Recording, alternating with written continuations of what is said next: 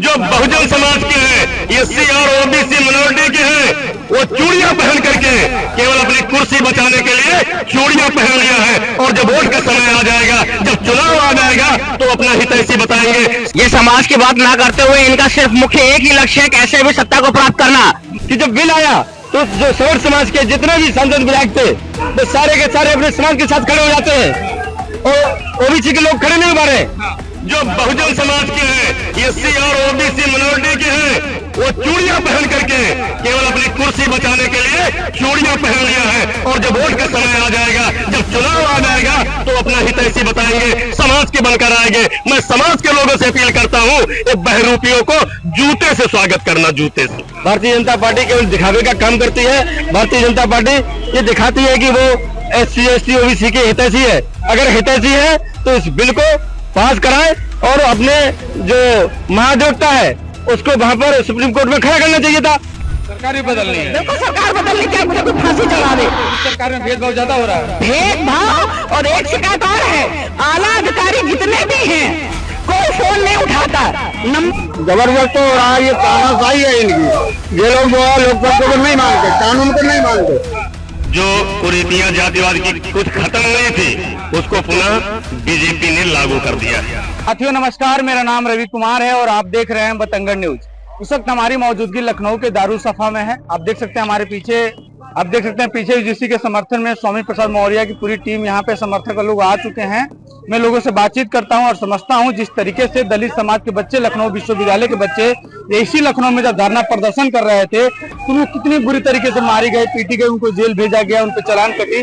लेकिन इस समय स्वामी प्रसाद मौर्य के जो पार्टी है, अपनी जनता पार्टी के द्वारा जो भी लोग यहाँ पे आए हैं तो जिसको समर्थन दे रहे हैं, मैं उनसे बातचीत करता हूँ और समझता हूँ। जो यही विधायक मंत्री जब जाते हैं वोट मांगने के लिए भाई साहब, तो समाज के नाम लेते हैं कि हम आपके समाज से हैं, और इस समय वो समाज कहाँ चला गया? जब वो जीत गए, विधानसभा पहुंच गए, एक बार भी जिक्र नहीं कर रहे हैं लोग। ये समाज की बात ना करते हुए इनका सिर्फ मुख्य एक ही लक्ष्य है, कैसे भी सत्ता को प्राप्त करना। ये सत्ता को प्राप्त करने के बाद वही मनुवादी व्यवस्था को लागू करना चाहते हैं, जिससे कि पिछड़ा वर्ग, अल्पसंख्यक और एससी एसटी के लिए उत्पीड़न का इनका रास्ता साफ हो सके। आज ये बात सिर्फ यूजीसी की नहीं है, यूजीसी से बड़ी बात यह है कि कॉलेजियम सिस्टम के कारण आज हमारा जो सुप्रीम कोर्ट है वो इस पे कोई सख्त निर्णय नहीं ले पा रहा है। और ऐसी व्यवस्था रही तो जो राष्ट्र की बात कहकर राष्ट्र में आए हैं उन्हें राष्ट्र की जनता से सिखा देगी कि राष्ट्रवाद क्या होता है। और 85% जनता को गुमराह करके, राष्ट्र की मलाई चाट के, राष्ट्र को गुमराह करके आप देश को कमजोर नहीं कर सकते।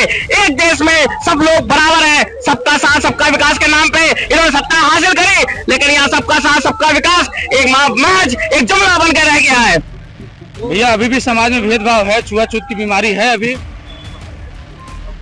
जब से भारतीय जनता पार्टी की सरकार आई है, जो कुरीतियां जातिवाद की कुछ खत्म नहीं थी, उसको पुनः बीजेपी ने लागू कर दिया है।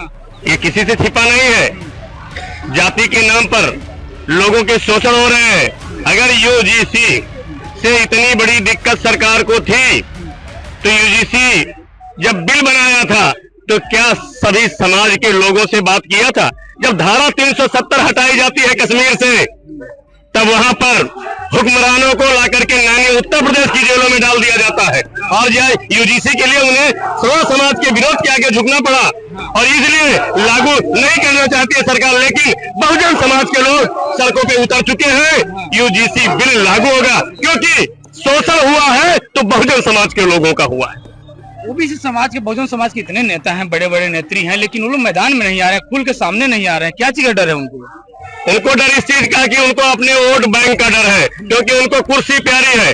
और मैं उन सांसद विधायकों से पूछना चाहता हूं जो बहुजन समाज के हैं, एससी और ओबीसी माइनॉरिटी के हैं, वो चूड़ियां पहन करके केवल अपनी कुर्सी बचाने के लिए चूड़ियां पहन लिया है। और जब वोट का समय आ जाएगा, जब चुनाव आ जाएगा, तो अपना हित ऐसी बताएंगे, समाज के बनकर आएंगे। मैं समाज के लोगों से अपील करता हूं, ये बहरूपियों को जूते से स्वागत करना, जूते से। क्या नाम भैया? अरविंद यादव। कहाँ से हैं? बाराबंकी। यूजीसी के समर्थन में आए हैं? जी बिल्कुल। क्या लग रहा है, लागू हो जाएगा? बिल्कुल पूरा 100% उम्मीद है। प्रशासन यहीं पे आगे, ये तो बढ़ने नहीं देगी प्रशासन आपका आगे। प्रशासन तो आ चुकी है। प्रशासन तो आ चुकी है, प्रशासन अपना काम करेगी, हम लोग अपना काम कर रहे हैं। कहाँ तक जाने की आप लोगों को है? विधानसभा घेराव करना है?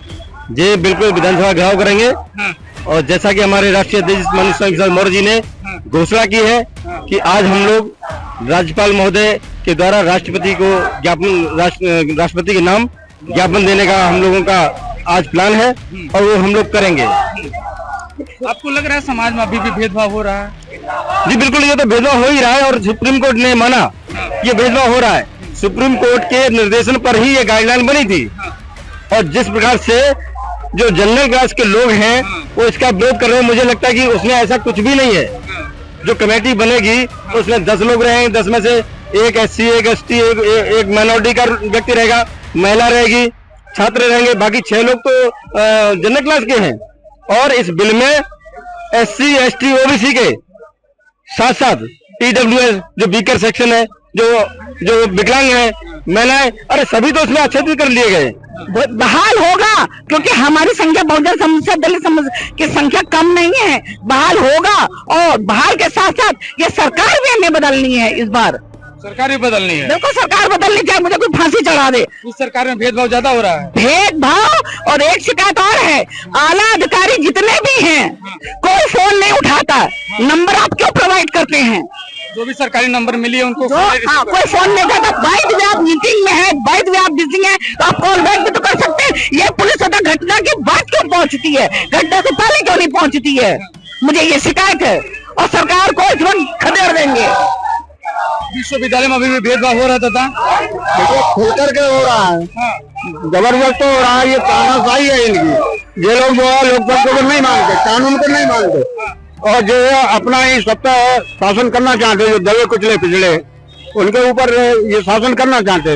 लेकिन आज पढ़ लिख गए हम लोग, 90% लोग पढ़ लिख गए तो वो अपने हक अधिकार लेकर के ही रहेगा। इसके लिए सब कितनी भी लड़ाई लड़नी पड़े, हमारे माननीय स्वामी प्रसाद मौर्य जी निकल पड़े हैं और उनको सारा भारत जानता है कि ईमानदार और संघर्षशील है, उनको कोई डिगा नहीं सकता, उनको कोई हरा नहीं सकता।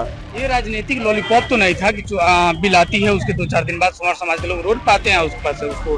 बिल्कुल, ये भारतीय जनता पार्टी का सोची समझी चाल थी। भारतीय जनता पार्टी केवल दिखावे का काम करती है। भारतीय जनता पार्टी ये दिखाती है कि वो SC, ST, OBC के हितैषी है। अगर हितैषी है तो इस बिल को पास कराए और अपने जो महाधिवक्ता है उसको वहां पर सुप्रीम कोर्ट में खड़ा करना चाहिए था इसके पक्ष के लिए। नहीं ये कम किया और एक ही दिन में सुप्रीम कोर्ट एक ही दिन में उस पर रोक लगा देता है। बहुत सारे ऐसे मुद्दे हैं जो अभी 6900 वैकेंसियां जो शिक्षकों की जो उसको घपला किया है, वो 4-5 साल से बच्चे प्रदर्शन कर रहे हैं, उससे सुप्रीम कोर्ट की जो नहीं रेंगता है।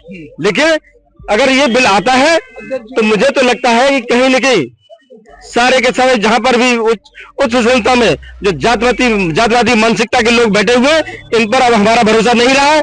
निश्चित रूप से यहाँ पर भी जो न्यायपालिका है इसमें भी आरक्षण लागू होना चाहिए। मंत्री सांसद है कोई खुल के नहीं आ रहा है, डर है क्या उनको? ये सारे के सारे लोग ये चाटकार है, ये इसलिए समाज की बात को नहीं रख पा रहे हैं। मैं देखता हूँ कि जब बिल आया तो जो सवर समाज के जितने भी सांसद विधायक थे वो सारे के सारे अपने समाज के साथ खड़े हो जाते हैं और OBC के लोग खड़े नहीं हो पा रहे। सवर समाज के लोग कहते हैं कि इन्होंने ही सांसद विधायक बनाया। मैं कहता हूँ कि हमारा OBC समाज, SC समाज, माइनॉरिटी समाज के लोग इन सवर समाज के नेताओं को वोट देना बंद कर दें। ये विधानसभा और लोकसभा में बिल्कुल भी पहुंच नहीं पाएंगे। मैं इनको चेतावनी देता हूँ। ये युवा और किसान छात्र जितने भी हैं आने वाले समय में माननीय स्वामी प्रसाद मौर्य जी के साथ लगेंगे और स्वामी प्रसाद मौर्य जी आने वाले समय में इस प्रदेश के मुख्यमंत्री बनेंगे।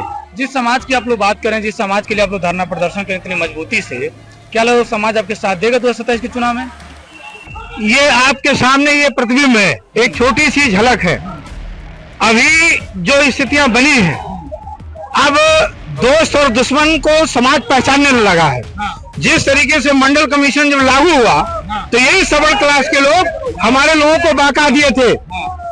बोलते रहिए। और जो है आज समाज खड़ा हो गया है। माननीय स्वामी प्रसाद मौर्य पूरे विपक्ष की भूमिका निभा रहा है और विपक्ष के रूप में आज कोई भी, चाहे बसपा के नेता हो या समाजवादी पार्टी के लोग हो, आज वो दिखाई नहीं पड़ रहे हैं।